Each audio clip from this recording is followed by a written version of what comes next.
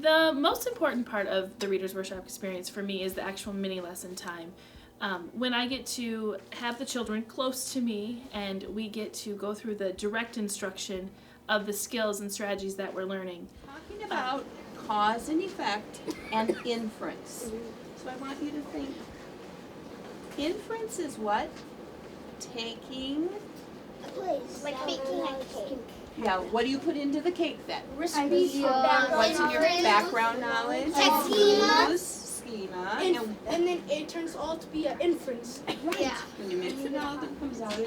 Well, the mini lessons really work wonderfully to help the children understand what it is they're reading and really think about and process their reading.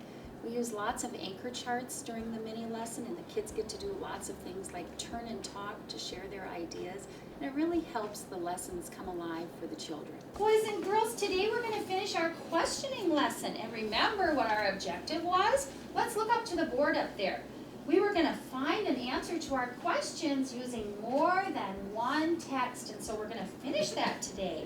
And you listened when I read this nonfiction selection. Remember this? Let me just turn the pages of it, and you can get that little picture in your mind that we read a little bit about leopards. And when we finished, we had our questions up here. And we asked questions while we were reading. We did questions in the beginning. Let's focus up here. Remember all these questions that we asked? And we found the answers to some of these in our head and some of these in our book. And then in the middle of our reading, remember when we were in the middle of the story?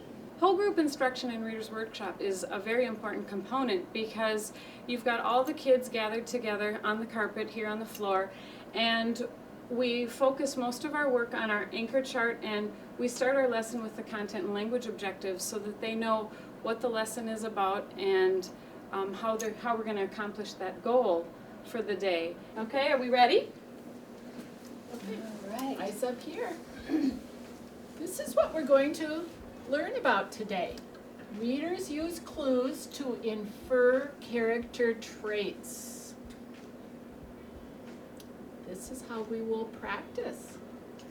Ask, how did we figure out what the character was like? Mrs. C, I noticed some really big words that are in bold print here. What does that bold print mean? Molly? It's important, isn't it? Some important words. Yep. Character traits. Character, we've heard that word before. The character, what is the character, Fernando? The character is the person in the story. Yes. Very good. Someone in the story and the traits. What do you think traits means? I wonder if we could find a word, some words that mean almost the same thing as traits down here. Oh, why don't you read the language objective again and see if you can use the words down here to help you figure out traits. Listen for some words. Ask, how did we figure out what the character was like? How did we figure out what the character was like? Mikey, do you have an idea? What do you think? What do you think traits means? Was like.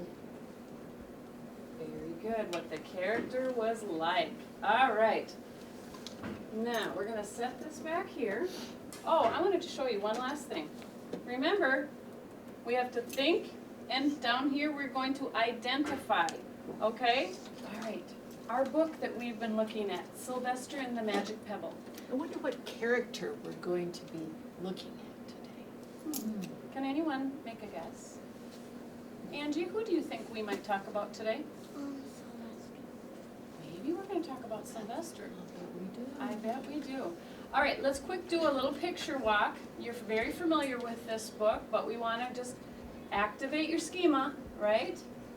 Here they are. Here's Sylvester and Mr. and Mrs. Duncan at home. And what does Sylvester really like to collect? Mustafa. Yes. Do you remember another word for rocks from the book? Pebbles. Very good. I would say that the mini lessons support all the levels of learners that you have in the classroom. How does cause and effect be part of that cake of inference? What do you think? Abdi? It's cause is like something that, like we're reading a book and we're the first chapter, Yep. or if it's a little book, we're supposed to think, then we're gonna say something about it. So are you thinking as you're reading what might the cause be? Yeah. Perhaps it could be. What are you thinking, Dylan? Why does something happen? Okay, so that's our cause. How is that related to inference? Because if, like, say you made an inference and then you're like, oh, this goes with that and that goes with that.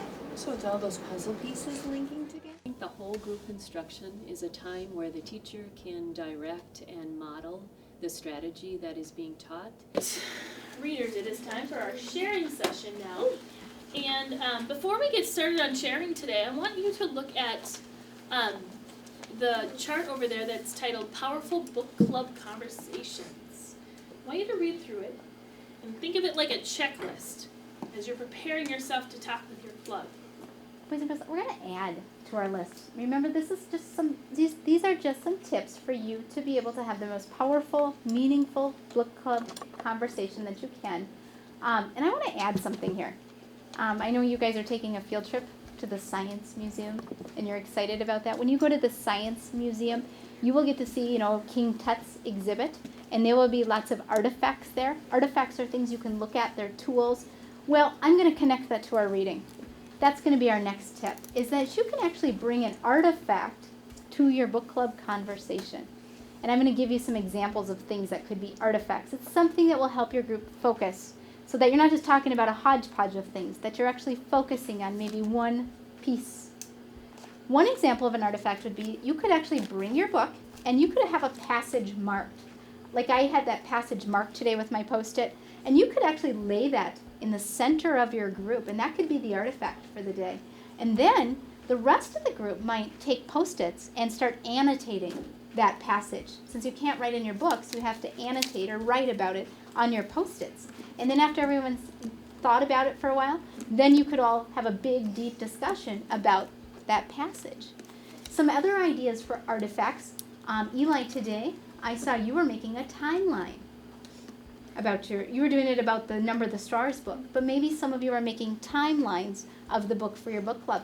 You could take a timeline and put it in the middle of your group. That would be an artifact that your group might look at. And then you could do the same thing where people could share their thoughts about the timeline and maybe even add some things. Okay? Those are some artifacts. Another example would be, we haven't thought about this one. You could bring a map. A lot of you are reading historical fiction books that take place over in Europe or in certain countries, like this one takes place in Denmark. You could bring a map to your group, and that could be your artifact that your group could look at and talk about it and get into discussions about the setting.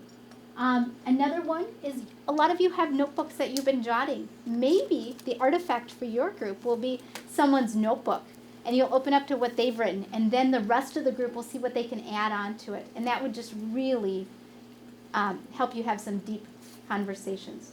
So I'm going to add that here, and then when your group gets together today to share, think about these things that your group can do to have the most powerful conversation.